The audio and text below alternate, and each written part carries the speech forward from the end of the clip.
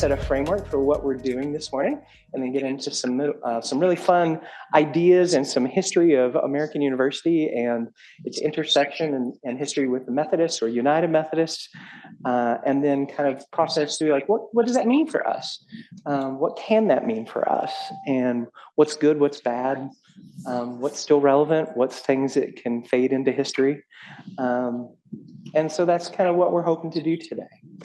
So let me introduce, or let me give space for my esteemed colleagues to be able to introduce themselves.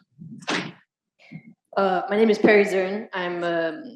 I use he, him pronouns, and I work in the Department of Philosophy and Religion.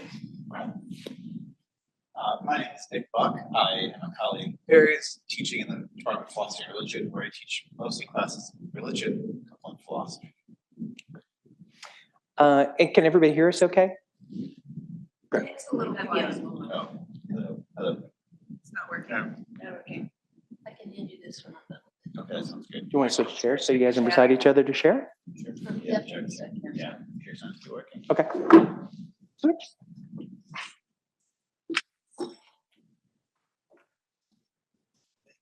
Oh, no problem. Switch the name tag. Well, confuse the posterity when they look at the pictures, right? When somebody like Terry in 50 years is digging through an archive. Oh, and they did this thing. I just want to say on a personal note how excited I am to have this conversation. Our history is our story, and story has meaning and purpose. And as we're looking at like why we are here, we need to have that understanding of where we have been and who has come before to help us kind of understand where we're at now, so that we can kind of cast forward and say, well, where do we want to go? What do we want to do with this?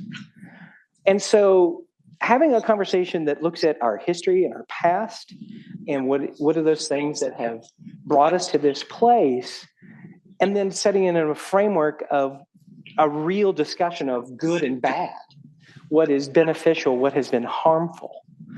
And then looking at what's around us now to say, okay, how can those things inform how we're reacting to what's going on around us? Helps us then understand who we want to be as we look forward. And I think that it is important for those things, not just for the headpieces of missions and values, strategic plans. Those things are important, but they have to grow out of a sense of the why, of a sense of being, of a sense of purpose. And I think that that's what a discussion about our history as a Methodist affiliated school allows us to do, to recapture some of the cool, amazing people who have brought us to this place and be able to celebrate them, but then also say, who do we want to be? And how do we want to do what we do? Right? That's what those big questions about values drive, is the questions about why. Right? If anybody remember one of the old TED Talks about the golden circle, has anybody seen that? If you go back, it's old enough TED Talk that the guy is giving it on a whiteboard, right? He's drawing out the golden circle.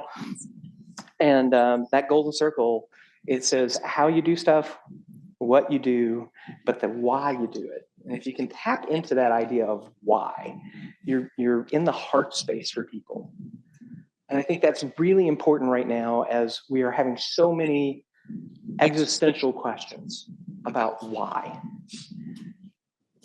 Who are that exploring these ideas together in a way that kind of sets the stage for us as a community really allows us to be solid in that understanding as we come together as, right? I like to think about the collegium, right? A coming together for a purpose, that we can do that.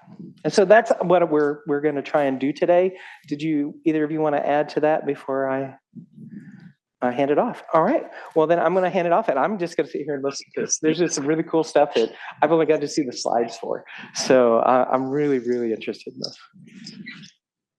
I'm going to kick us off with some of these slides. I'm going to then hand it to Nick, and then Eric's going to finish for us. I wanted to just start by throwing the American University flag up on the board to say this is where we are, but also to sort of point out that it doesn't yet offer us a whole lot of a why, the kind of why that Eric is talking about. I mean, we see red, white, and blue. We see American. But then what is that, right? Why? And I wanted to show you in contrast the first American University flag, which looked like this. And I'm going to read to you the description at the time. The symbol, this is in 1946, it was first endorsed. The symbol of the university as the campus of human life, with its great needle pointing steadily at the lodestar of the human spirit, was suggested by President Woodrow Wilson at the dedication of the graduate school in 1914. On the flag, the compass is blue, traditional symbol of intellectual and spiritual life. Its needle is the torch of liberal learning. The light of its flame frees the spirit from the thraldom of darkness. The lodestar is a symbol of the individual's responsibility to his fellow man the world over. The outline of the ancient fortress represents Fort Gaines, upon whose site the university now stands, and 6 bastions of the fort represent history, language, mathematics, science, fine art, and philosophy. So I offer this just to point out there's a lot here. There's a lot of values. There's a lot of kind of characterization of who it is that we are, what it is that we do, why we do it, what is the call for each of our students and for each of us as staff and faculty on campus, a kind of framework, a values framework for what we do that we seem relatively to have lost in the contemporary flag. But it's that turn back that has sort of inspired this particular project, which is only kind of beginning. This is a beginning instance of it. But what are some of those much kind of deeper rooted values that are part of our history? So a little bit about AU's Methodist history here. You may already know this, you may not, but AU was chartered by not just Congress, but also the Methodist Church in 1893. This means that the United Methodist Church confirms trustees, new members to the Board of Trustees, but also I wanted to point out number 2 here, all property, both real and personal, of the corporation of AU shall be held in perpetuity for educational purposes under the auspices of the United Methodist Church. So this is a like forever kind of bond between the two of them. What do we do with that, or what has been done with that? That kind of tie between AU and the Methodist Church that is part of its founding charter has inspired several significant initiatives since then. And I'll just highlight 3 here. The Lucy Webb Hayes School of Nursing, which was sort of begun in 1944, really built out in 1965 and then closed in the 1980s, was a school of nursing that had both mission, as in missionary work, and service work as part of its kind of calling. So it was how do we build people who can be medical missionaries, essentially. The School of International Studies, or service, is from 1956. Sorry about that typo. That was SIS, right? One of the flagship schools of this university right now that marks us on the national, kind of scene, was a gift, a direct gift from the United Methodist Church in the 1950s, a gift of $1 million to say, hey, build something that will help preserve and extend liberty for all. That's religious liberty, but that's also democratic liberty as conceptualized at that time. That was a gift of UMC. Now, this is not something that is heavily flagged on SIS's website right now, but we can talk about that. And lastly, I'll highlight the Wesley Theological Seminary. So Wesley Theological Seminary was already active, already a vibrant kind of seminary at the time, but bishops here at AU really wanted to bring the seminary here, and as part of, and essentially the AU project, to establish kind of the presence of that prophetic voice with us, alongside us in the public sphere. And that was also obviously funded in large part by the Methodist Church. So those are some initiatives that have marked the relationship. Since 1996, the United Methodist Church has described what it means to be an affiliated university. And these are 7 of the characterizations. a United Methodist related institution, identifies itself as such, respects, honors, and provides the teaching of religion, respects and honors religious practice in school life, allows faculty and students to explore the place of religious belief and practice in all academic disciplines and co-curriculars, all. Encourages exploration of the place of religious belief and practice in society and public life, recognizes the UMC's social principles and creates a community of scholarship and learning that facilitates social justice. I think that's probably the strongest correlation for us today. And number 7, includes faculty, administrators, and trustees who understand and respect its relationship to the United Methodist Church. One of our earlier university chaplains, Reverend Bruce Pointer, who worked from 1969 to 85 as the university chaplain, but also the vice president of student life starting in the 73, I think. He characterized the relationship to the church, the Methodist Church, this way. An affiliated university needs to be devoted to equipping people. So this is one of our own, right? This is one of AU's university chaplains. This university needs to be dedicated to equipping people to serve the public good, to seek the truth, which is always an unfinished journey, not like we're going to end with dogma. Number 3, we're going to protect academic freedom because it secures 1 and 2.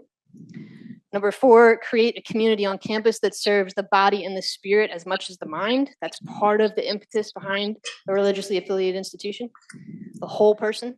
And number 5, cultivate a sensitivity among all of us to social need, to speak good news to the poor, to proclaim release to the captives, new sight to the blind, and liberty to the oppressed. He was a real visionary. We have a lot of his writings in the archives. He's a good guy. So that's a little bit about like the history, that we are an affiliated institution, a Methodist affiliated institution, what that means, at least from the UMC's perspective, what that meant for a university chaplain here, a little bit of that history in practice. So what has that, besides some initiatives on campus, right, and big building projects, how have we seen that commitment, that relationship show up? I'm going to really highlight predominantly the 60s and 70s, but there's more to be done here. First of all, AU was from its start co-ed and desegregated. That was not common at the time. Okay, that in itself is part of a reflection of it being founded by Bishop Hurst and the kind of egalitarian impetus behind his religious commitments. So men and women were part of the AU's first cohort, and in 1915, an African-American student won a fellowship to pursue a doctorate here at AU. So from the get-go, already kind of changing what higher ed looks like. This is a picture of the Davenport Chapel before we had the DAV, or after which the DAV Cafe is now named. There were certainly earlier chapel structures that were used under what is now EQB and the room in Hearst Hall. But the Davenport Chapel was open from 59 to 67, and it serviced was kind of multiple Christian denominations. But importantly, and I haven't been able to find this in the archives, but it is passed down orally at least. This is one of the few places in Washington, D.C. where you could have an interracial marriage in the early 60s. Okay, that's at AU. People were thinking we can go to the chapel on American University's campus. They will recognize our love, right? 67, we had a gay poet in residence, and he wasn't just gay. This is Will Inman. He was also kind of tied into the kind of McCarthyism and the Lavender Scare. In the 50s, he was called before the Federal Commission to testify that he wasn't, in fact, part of the Communist Party, blah, blah, blah, blah, blah. He just pled the fifth on all the questions. And it was after that that he's invited to become our poet in residence on campus. So, I mean, that's a risky choice, all of these things. He was very out, gay activist, civil rights activist, anti-Vietnam activist, ecological activist. This was the guy. And you should remember that at this time, we're years away from homosexuality being depathologized, right? This is not a comfortable time to be out and queer. Reverend Charles Rother. This guy was not the official university chaplain, but he was the Methodist chaplain at the university here from 61 to 69. He organized the Washington area clergy to march in Selma. Like, this was the guy in DC who was organizing church members to go to Selma. He organized protests of the Vietnam War, including a full campus walkout. This was in '69, and that's the year before we get the Ward Circle shut down by the students. So he's in part sort of feeding some of that. He also participated in what was at the time called AU's Free U, free university education, and the one title I could find was Jesus Was a Dropout. So he gave a workshop on that. It's not surprising. He also opposed the AU administration on a number of different decisions and was ultimately let go or not renewed, right? We just didn't renew his contract. But you might see why. He was just this kind of guy. Reverend Lee McGee was a chaplain, an Episcopal priest and chaplain here at AU from '72 to around 1980, as far as I can tell. She was the first woman chaplain here at AU. She was also a counselor and a campus coordinator of women's affairs, as they called it then. It's important that to note that she served as a chaplain here before the Episcopal Church allowed women priests. So whoever was here, recognized she had a gift, she had a mission, she had a calling, and she could do that work here, regardless of the fact that the Episcopal Church refused to allow her to do that work elsewhere, right? She could do it here. That's important. She became one of the what's called the Washington Four. Thank you, Eric, for this one in particular. 4 Episcopal women priests who were ordained contrary to or without the permission of the Episcopal Church in 1975, but really started some of that introduction of women into the leadership. Almost last person, Reverend Kanan Banana, who was also an AU chaplain here and was studying at Wesley Theological Seminary in the mid-'70s. He was a leader in anti-colonial politics and Black liberation theology from Rhodesia. So he comes here for a short period of time, and immediately, Black liberation theology, yes, we need you in front of our students. We need you meeting our students. He became the first president of Zimbabwe in 1980, and then was later charged/convicted and defrocked under sodomy charges in 1998. So lots of complexity there. But the fact that, again, identified a leader saying, hey, Black liberation theology, this is what we need. Anti-colonial politics, this is what we need. The last story I'll highlight here before handing it over to Nick. The United Methodist Social Principles, which are issued are issued once in a while. The 1972 version introduced disability, and this language is very dated and at present certainly offensive. But I do want to point out the kind of progressiveness of the statement that United Methodist Social Principles put in here. So regarding retarded or handicapped persons, we recognize the responsibility of the church to serve and to receive the services of such persons. Okay, specifically pointing out that this is an area of church service, but also that disabled people have something to offer, are in fact service providers for the church, people who can show up and do the work. Like that is pushing an envelope that wasn't being pushed very often at that time. At the same time, here on campus, we had Prof. Doris Hattery, who was a chemistry professor. She was teaching teachers how to teach, and some of her students said, hey, we don't actually need to learn how to teach science because we're going to be special ed teachers.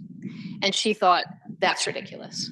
Like, you don't need to be able to teach science to disabled students. That's wrong. But there was no curriculum available at that time for how to teach disabled students science. So in 1972, the same year that the Social Principles are coming out, she says, okay, let's set up and build a curriculum for specifically blind and deaf children and also those struggling with mental health. A lot of these students were probably on the autistic spectrum at the time. These publications that she produced were groundbreaking, absolutely groundbreaking, and were then cited after kind of 1975 when the federal government said actually all students, regardless of disability, need to receive an education. People turned to Doris Hattery's work and said, well, if we have to actually introduce disabled students into the classroom, finally, here's the very few things that we can lean on to do that. And it was an AU professor.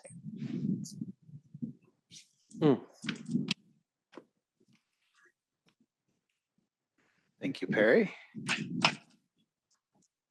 What I'd like to talk about for a few minutes is to connect some of what's really fascinating history with the tradition's longer history, both theologically and we might say ethically, and to think about some principles that we find evidence of in the contemporary ethos of AU. I think it's beyond just the historical curiosity. We have this affiliation. I think there are some real meaningful lines of connection between our Methodist roots as an institution and our contemporary values and ethos. And part of what I want to do is connect some of those pieces here. But before I do so, this is coming out of a curiosity that showed up at breakfast, actually. Somebody was asking me what I'm presenting on because my badge was blue. And I mentioned, and 3 of the 5 people at the table had some affiliation with the United Methodist Church growing up. This shouldn't be a surprise historically, because by 1850, it's said that only the federal government could rival the institutional reach and power of the United Methodist Church, at that time just the Methodist Episcopal Church.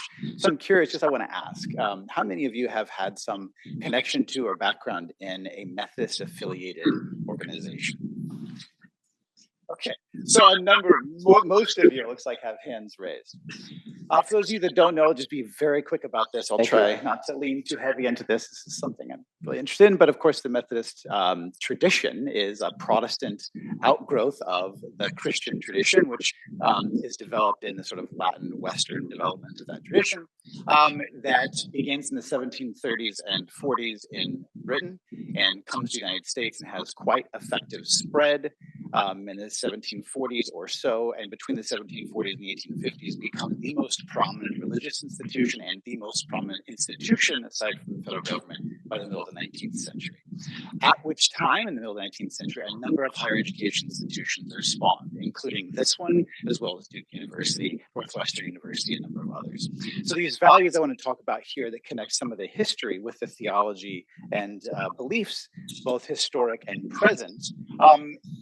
I'll just kind of run through these. I don't want to read exactly what's on the board here, but we've been tasked with thinking a little bit about what are some prominent ways in which we can identify some of the United Methodist heritage in the ethos of AU, where those connections or alignments are. So there are 6 we've identified. The first one is the equal dignity of all persons, and there is some, of course, very theological language here. But as I write on the slide, the United Methodist Church in its contemporary iteration is and has been strongly committed to honoring the dignity of each person. The tradition usually frames this, some of you may be aware given the number of hands raised, and some theological language about all human persons being created in the image of God. And this, for the better part of 60 plus years, the United Methodist Church has wedded with a commitment to the Human Rights Project. It's endorsed on these grounds, the Human Rights Project, as it became especially prominent in the middle of the 20th century. There's some language here, and we can talk a little bit more about those details in the Q&A, but we want to create enough space for conversation. Another important value that I think resonates strongly both with the history of the United Methodist tradition, although I don't want to valorize and suggest any tradition, that or this one, are without uneven pasts. We can talk about that as well. But values that diversity is a sacred gift in light of that previous point. You can see here some actual language that shows up in United Methodist doctrines regarding diversity among all persons and amidst all of life as a sacred gift. And therefore, the human rights commitment that it makes is intended to honor this diversity, and it celebrates this in a number of formal litanies. As a piece to that, which connects with one of the things Perry mentioned regarding affiliated institutions and their commitments, the United Methodist affiliated institutions of higher education are therefore charged with cultivating and maintaining what's called an open and inclusive culture. Now, these next 2 points I think are especially important for us to hone in on, because there are some who might hear a religious affiliation, historic or present, as a kind of liability to a number of things, including inclusiveness and freedom of thought. But I think there is important lines to be drawn between Methodist history and its values and AU's embrace of openness, inclusiveness, and diversity of thought. We see some of that here. I think this value traces back to the Methodist tradition's founder, John Wesley, who was an Oxford-trained theologian, Anglican cleric, who tried to start something like a reform movement within the Church of England in the 1700s. But he himself valorized the use of reason in an important way in the development of one's beliefs and position orientation to the world, along with the theological sources his tradition affirmed. There's a lot here regarding the actual content of that I'd be happy to talk a little bit more about, but this is part of what motivates the United Methodist Church to become affiliated with, spawn, as I put here, more than 100 schools, colleges, and universities in the United States and Puerto Rico. The number is quite higher than 100, especially if one goes beyond the United States and Puerto Rico. I'm not sure the exact number. About 1,000. About 1,000. Wow. So this is a deep commitment to the institution historically and present.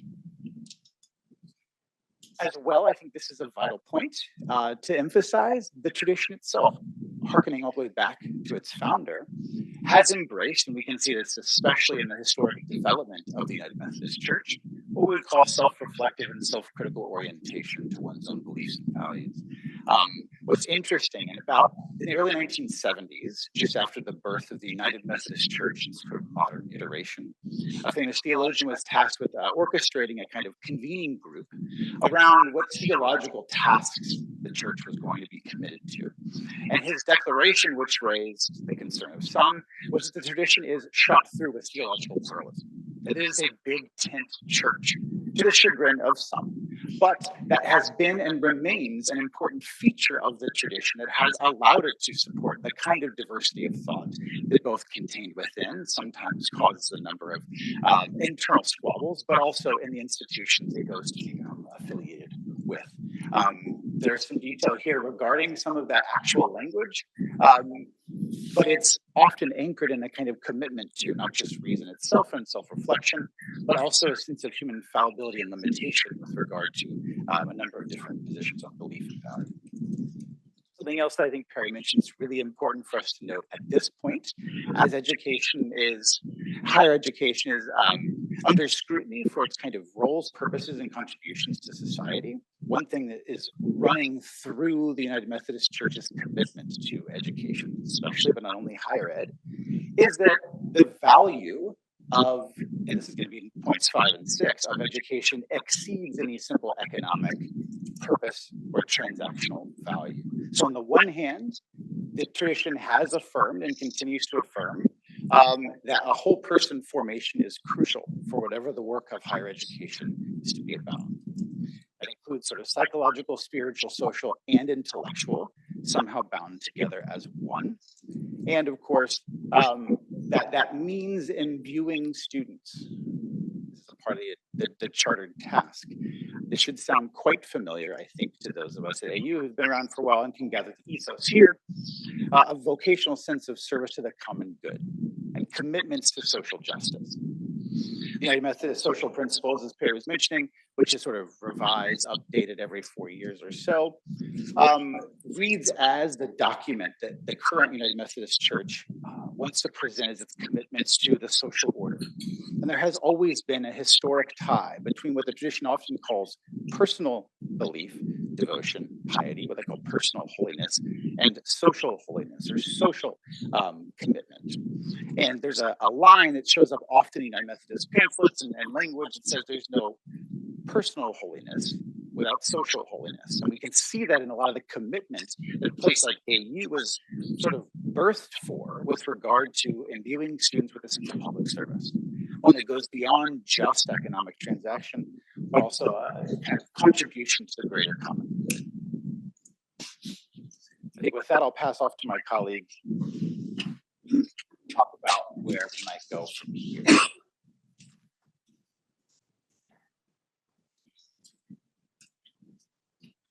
When we were sketching this out and kind of setting like what's the framework for this week, I reminded folks that I'm a frustrated preacher, so make sure to give me a time limit because I will take up, my words will take up like a goldfish. They just take up whatever room they've got, and we want to make sure we have time for discussion, right? Because this is hopefully not new information for folks, but I know it's folks like seeing it actually articulated and how it actually plays out here may be new. I think people may every once in a while be like, oh yeah, I guess we're Methodist, right? And I think that does the disservice to what is available to help us capture these unspoken values and traditions that we have in a way where we're not having to recreate it all the time. We can actually grow it from roots that are already there and say, what does this mean for us now? So let me just quickly go through these. I think one of the biggest things is recognizing dynamic tensions, that truth is found in exploring contradictions, right? That's the ancient idea of the dialectic, right? This can be a point for us to have something and say, like, well, we have this history and these values. What does this mean now? What's good? What's bad? What still resonates? What do we need to look at? Right? Language changes. Our understanding of people changes. What we had said in the past, we're like, ooh, but we can say, like, but there's something there that we were trying to do. Maybe it was imperfect, but how can we do that? And it's in that exploration. It is in the dialogue. It is in the doing and practicing that truth is found, not in the statement of declaration or doctrine. That's one of the weird things about the Methodist Church. That's why when you ask somebody who's United Methodist, what do you believe? We kind of go, because it's much more about how we do it than the words of why, right? Like, we understand what we're trying to do, and it's more in the doing that we learn than necessarily the statements about it. That's why it's hard to kind of get a hold of what's the core beliefs, because the core beliefs we're trying to do good. How do we do that? As we reclaim that core values, we need to think about the why. That has been huge for me, I think, right now, and for all of us, right? It's what strategic plans and missions and those types of things are all trying to get to why questions. And that's really important when we're struggling to defend what we do. So how we do things and what we do, like, those things are important. But if we lose the why question that it sits behind them, it's easy for us to then get distracted by the how and the what. And so having that sense of our core values and knowing where they have grown from gives us a really solid base to then say, okay, now how do we do that? How do we live that out? We are often trying to recreate the wheel. This past year, K Spiritual Life Center went through a process to renew our core values. And this is our new version of them. You'll see there's a little banner sitting in front of K now by the doors that says this. Every being has a measurable worth. Our hearts flourish in community. Everyone impacts the world. Now that you've seen some of the core values and teachings of the Methodist Church, do you hear the echo of what these things are? Right? They don't grow out of nowhere. And as I was doing the homework for this piece, I found the program from the opening of K Spiritual Life Center back in 1965.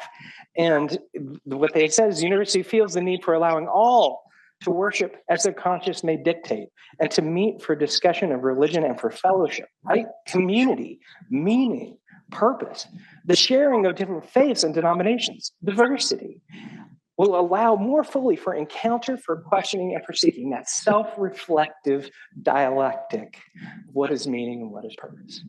So it's really just continuing to say, how do we continue to invite people into this ongoing conversation? And I think that's part of what we're trying to do in this project, is to say, okay, how can we invite more people into this dialogue? And I think there's methods that show that this thing works. And this is actually a quote from now I've forgotten his name, Jack, who was the president at Georgetown for years and years and years. Jack DeJoy actually said nobody knew Georgetown was Catholic in the 90s. Right? Think about that and where they're at now.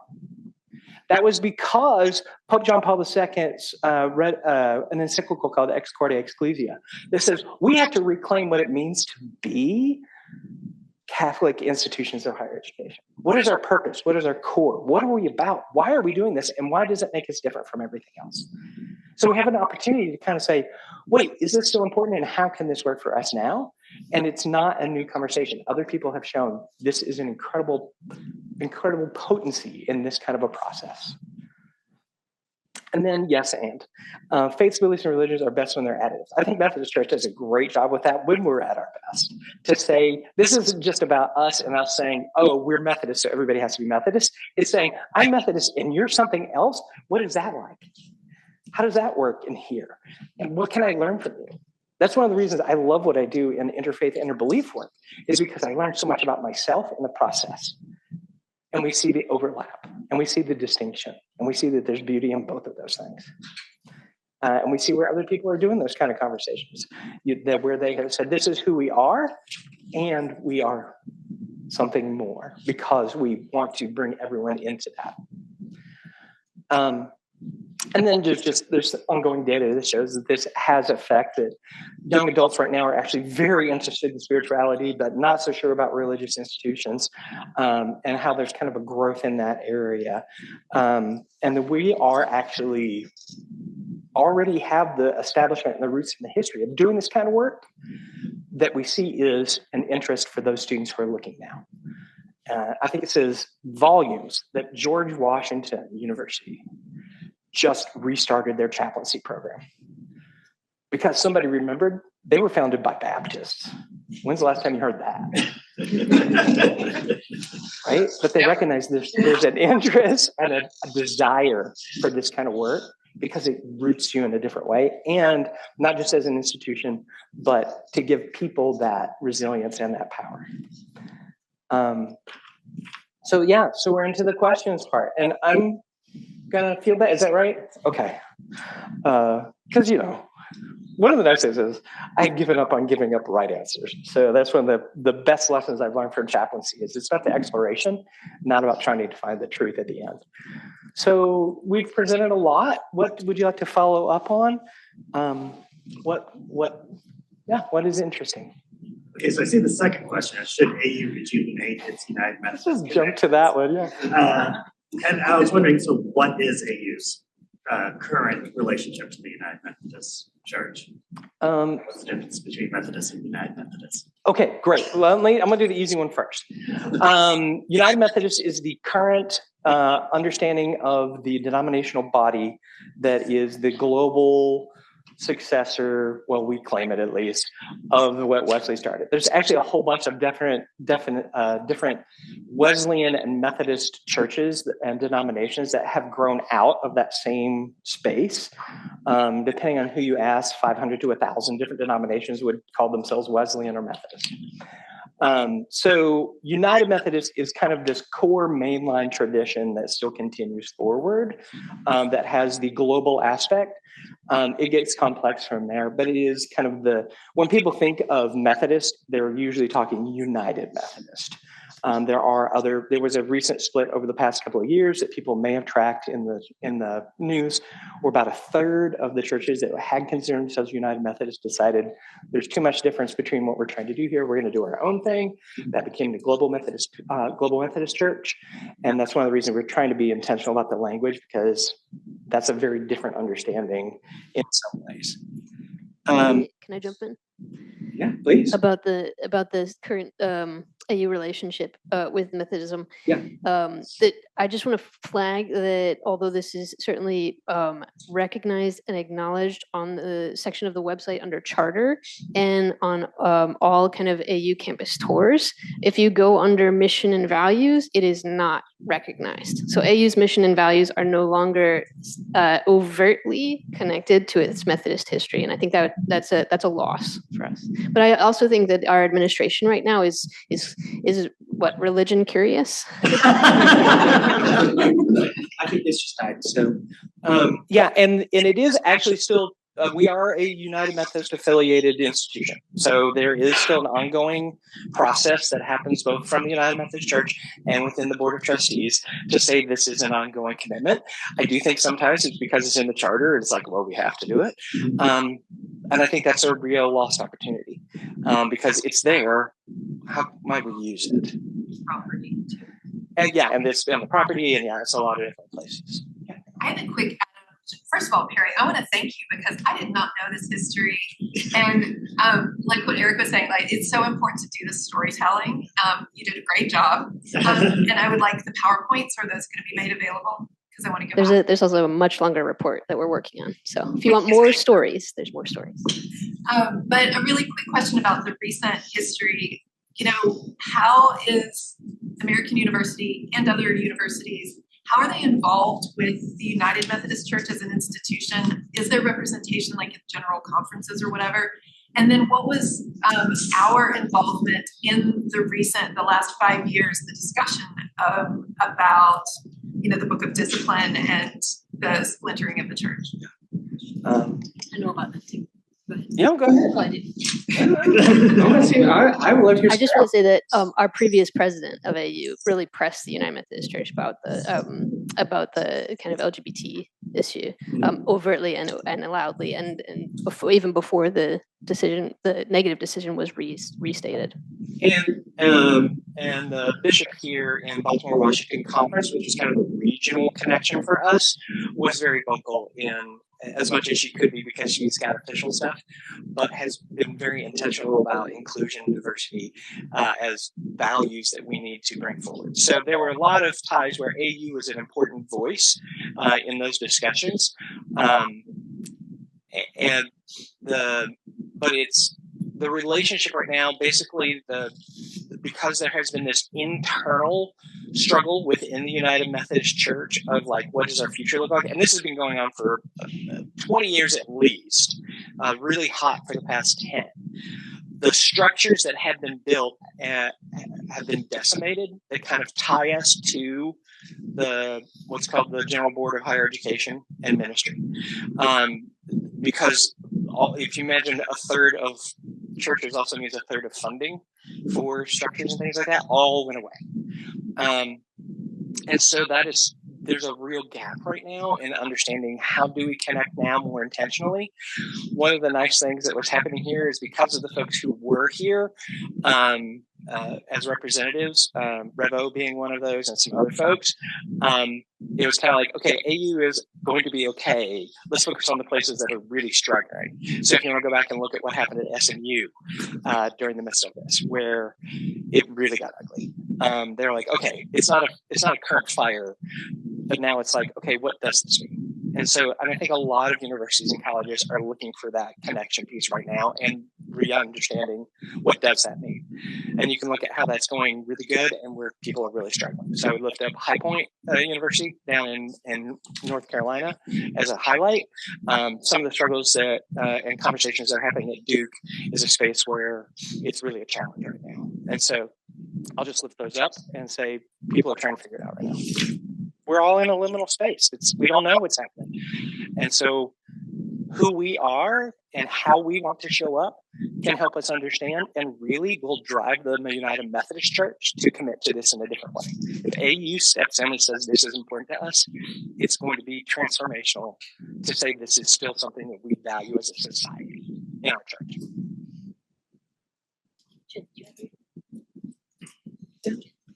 Yes, thank you very much for the presentation. It was really refreshing after, as many of us know that for the several years that we've been kind of criticizing AU, the problem of leadership. AU was a really complex problem to us.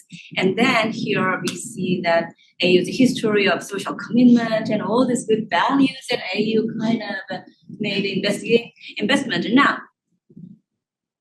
we come back to reality. So the question is, also as a member of the Department of Philosophy and Religion, how do we actually turn this into reality?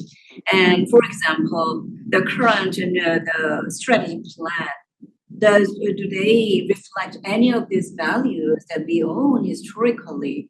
Perry, I know that you're working with a certain group with the Provost, and American Academy of Religion continuously receive bad news that university is closing down religion department. So here is a really kind of a big gap between the history we try to cherish and the reality in which we try to implement these good ideas. So any kind of news from how the leadership is taking this history or whether they consider it at all, whether they are kind of as they plan for the new AU?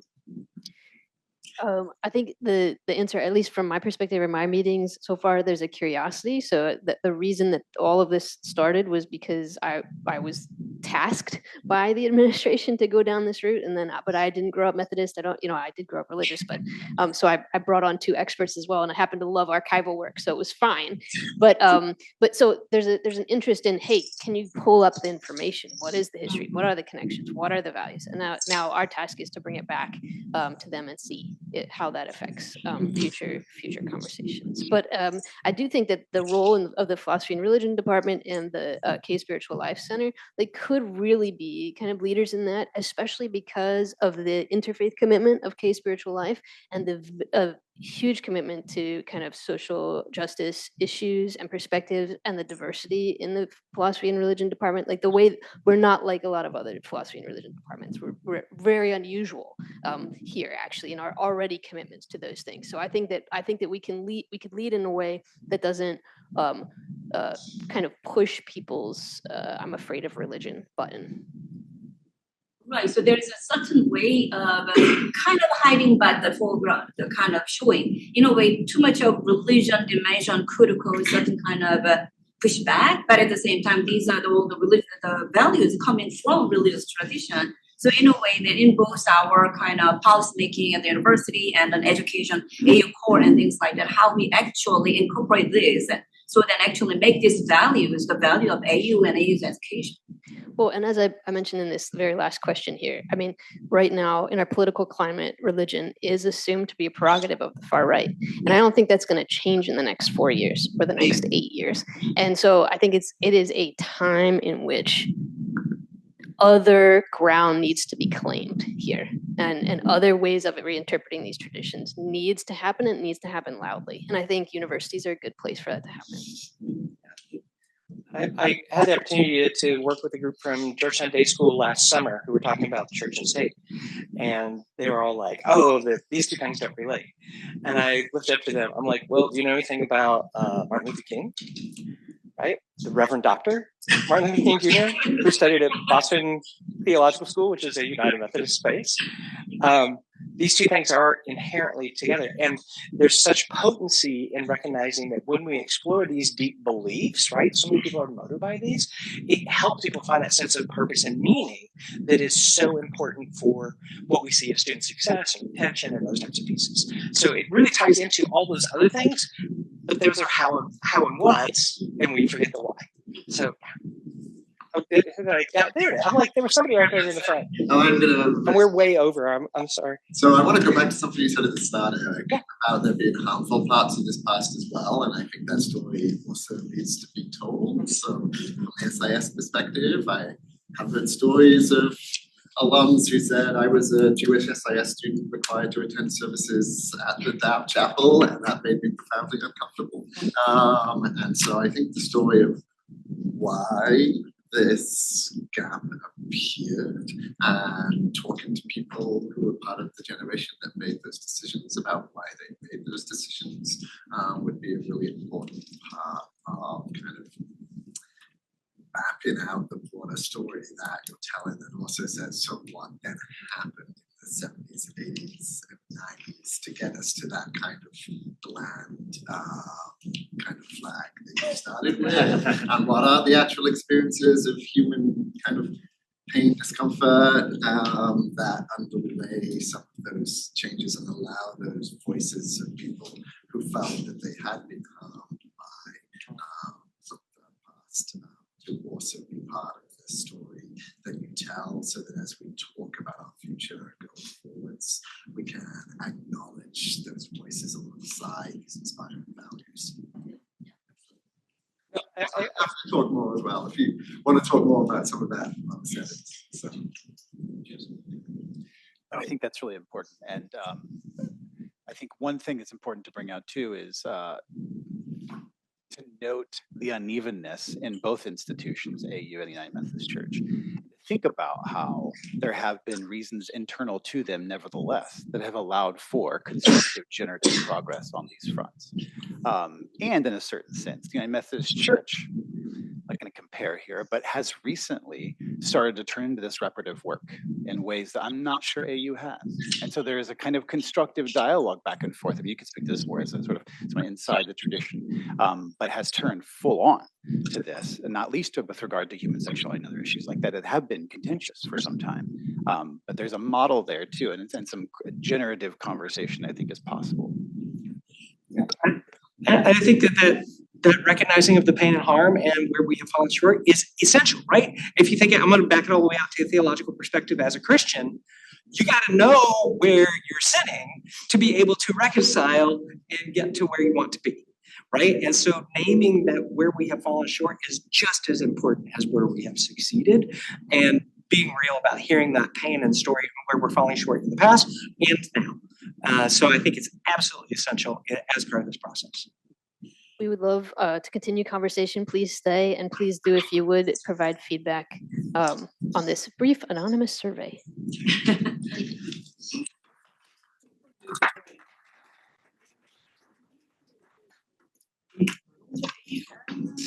We're using this word, from what I'm hearing and from what I heard from the presentation, kind of internal to AU. I also want us to think about how we think about it as a leader in the community, right? Yeah. In the DC community, right? As the Methodist tradition, in the way we think about Georgetown as kind of the leader of, you know, the university, right? That I mean, there's a lot of tradition in the Methodists around social justice community-wide, right? So no, that was a quick point I wanted to make. Yeah, right? no, this, and I think because it talks Important. about you can't have personal holiness without social holiness.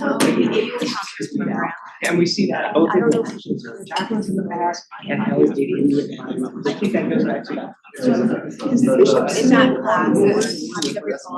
Right, and we do so much work externally,